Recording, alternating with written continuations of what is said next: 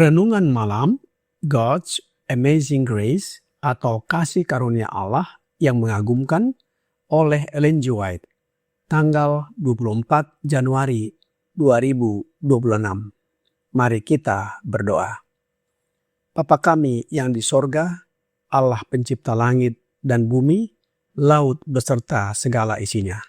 Satu-satunya Allah yang benar, yang kami sembah selalu, melalui anak-Mu Yesus Kristus.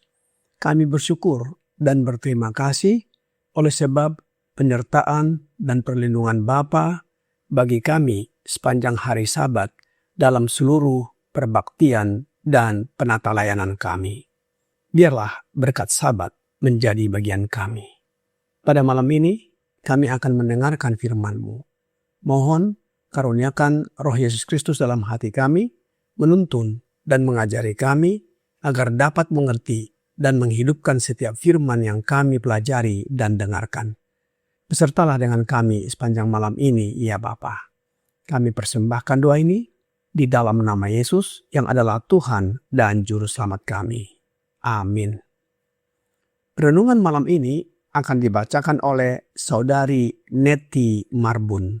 Kepada Saudari Neti, kami persilahkan. Terima kasih. Selamat malam semuanya. Bacaan renungan malam untuk 24 Januari 2026 berjudul Sepatu Injil untuk Misi Damai. Ayat inti diambil dari Efesus 6 ayat 15. Kakimu berkasutkan kerelaan untuk memberitakan Injil damai sejahtera. Kita sedang hidup di tengah-tengah wabah kejahatan yang membuat orang-orang yang berpikir dan takut akan Allah di mana-mana terkejut. Setiap hari membawa catatan yang memilukan tentang kekerasan dan pelanggaran hukum, tentang ketidakpedulian terhadap penderitaan manusia, tentang penghancuran kehidupan manusia yang brutal dan keji. Setiap hari menjadi saksi meningkatnya kegilaan, pembunuhan dan bunuh diri. Siapa yang dapat meragukan bahwa kuasa-kuasa setan sedang bekerja di antara manusia dengan yang semakin giat untuk mengacaukan dan merusak pikiran, menajiskan dan menghancurkan tubuh? Dan sementara dunia dipenuhi dengan kejahatan-kejahatan ini, Injil terlalu sering disampaikan dengan cara yang begitu dingin, sehingga hanya sedikit memberikan kesan pada hati nurani atau kehidupan manusia. Di mana-mana ada hati yang merindukan sesuatu yang tidak mereka miliki. Mereka merindukan kuasa yang dapat memberi kemenangan atas dosa, kuasa yang dapat membebaskan mereka dari perbudakan kejahatan, kuasa yang dapat memberikan kesehatan, kehidupan, dan kedamaian. Injil adalah pekabaran damai.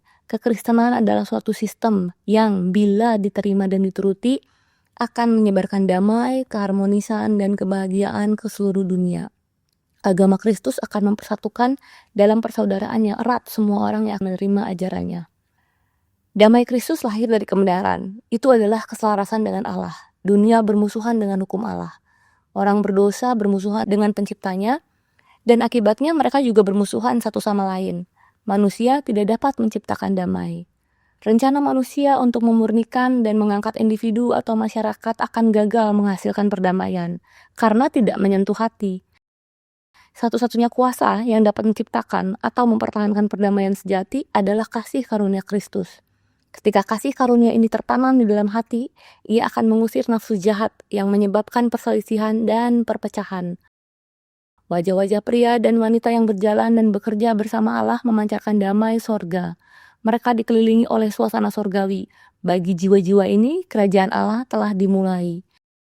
Tuhan akan segera datang. Bicarakanlah hal itu, doakanlah, percayailah. Jadikanlah itu bagian dari kehidupan. Kenakanlah seluruh perlengkapan senjata Kristen dan pastikan bahwa kakimu berkasutkan kerelaan untuk memberitakan Injil damai sejahtera. Terima kasih. Terima kasih atas penata layanan Saudari Neti. Tuhan Yesus memberkati. Saudara-saudari dalam Yesus Kristus. Pada zaman dahulu kala, prajurit Romawi menggunakan sepatu militer yang disebut kaligae. Sepatu ini bukan sembarangan, melainkan sepatu atau alas kaki di mana bagian bawahnya dilengkapi dengan paku-paku besi, seperti sepatu bola di zaman sekarang ini yang digunakan oleh pesepak bola. Apa fungsi paku-paku tersebut? Paku-paku tersebut berfungsi untuk mencengkeram yang kuat pada tanah. Dalam pertempuran jarak dekat, jika seorang prajurit terpeleset atau jatuh, ia akan sangat mudah dikalahkan. Oleh sebab itu, sepatu atau kasut ini sangat penting sebagai alas kaki agar pijakannya kokoh dan tidak mudah goyah menghadapi segala rintangan yang ditempatkan oleh musuh. Apakah makna sepatu atau kasut dalam kerohanian? Sepatu atau kasut dalam kerohanian adalah bagian dari perlengkapan senjata Allah yang digunakan oleh orang percaya dalam peperangan rohani. Di dalam ayat inti renungan malam ini, Efesus 6 ayat 15 berkata, "Kakimu berkasutkan kerelaan untuk memberitakan Injil damai sejahtera." Sebelum kita lanjutkan, terlebih dahulu kita ketahui apa arti atau makna dari kaki. Rasul Paulus menuliskan di dalam Roma 10 ayat 15 yang berbunyi, "Dan bagaimana mereka dapat memberitakannya jika mereka tidak diutus? Seperti ada tertulis, betapa indahnya kedatangan mereka yang membawa kabar baik." Kata kedatangan dalam versi King James adalah feet atau kaki. Rasul Paulus menuliskan ayat ini dengan mengutip Yesaya 52 ayat 7 yang berkata, "Betapa indahnya kelihatan dari puncak bukit-bukit kaki mereka, pembawa berita yang mengabarkan berita damai dan memberitakan kabar baik, yang mengabarkan berita selamat dan berkata kepada Sion, Allahmu itu Raja." Kaki yang indah sering dikaitkan dengan pergerakan dalam memberitakan Injil. Kaki melambangkan ketekunan dalam perjalanan hidup. Agar kaki tetap kokoh dalam pergerakan dan dalam situasi ekstrim sekalipun, maka kaki dikenakan alas dengan sepatu atau kasut. Di dalam ayat inti Efesus 6 ayat 15, kaki para pelayan Injil dikenakan dengan kasut kerelaan atau tanpa paksaan. Kerelaan untuk apa? Kerelaan untuk memberitakan Injil damai sejahtera. Apa itu Injil damai sejahtera? Roh Nubuat di dalam The Acts of the Apostles halaman 27 paragraf 1 berkata, "Peristiwa-peristiwa dalam kehidupan Kristus, kematian dan kebangkitannya, nubuat-nubuat yang menunjuk kepada peristiwa-peristiwa itu, rahasia dari rencana keselamatan, kuasa Yesus untuk pengampunan dosa, terhadap semua hal ini, mereka telah menjadi saksi dan mereka harus memberitakannya kepada dunia. Mereka harus memproklamasikan Injil damai sejahtera dan keselamatan melalui pertobatan dan kuasa juru selamat." Injil damai sejahtera yang diberitakan adalah rencana keselamatan melalui kehidupan, kematian, dan kebangkitan Yesus. Kuasa Yesus untuk pengampunan dosa dan keselamatan melalui pertobatan dan kuasa juru selamat. Apa yang terjadi bagi mereka yang mengenakan sepatu kerelaan untuk mengabarkan Injil damai sejahtera ini?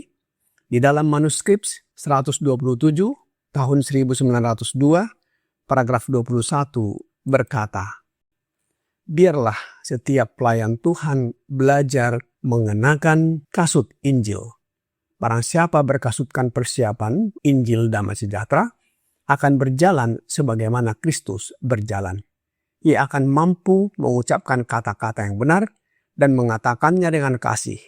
Ia tidak akan berusaha memaksakan pesan kebenaran Allah. Ia akan memperlakukan setiap hati dengan lembut, menyadari bahwa Roh akan menanamkan kebenaran itu kepada mereka yang peka terhadap kesan ilahi. Ia tidak akan pernah bersikap keras dalam caranya. Setiap kata yang diucapkan akan membawa pengaruh yang melembutkan dan menenangkan. Mereka yang mengenakan sepatu kerelaan untuk memberitakan Injil sebagaimana yang Yesus lakukan. Mereka akan bersikap dengan kasih dan kelemah lembutan karena Roh Allah melalui Roh Yesus Kristus sendirilah yang bekerja menanamkan kebenaran itu di hati orang-orang.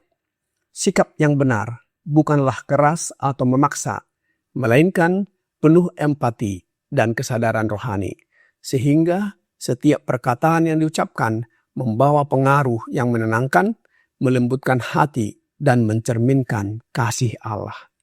Rasul Paulus memberitakan Injil dengan kerelaan hati kepada orang-orang Yahudi di Berea dan menerima setiap firman yang disampaikan dengan kerelaan hati mereka.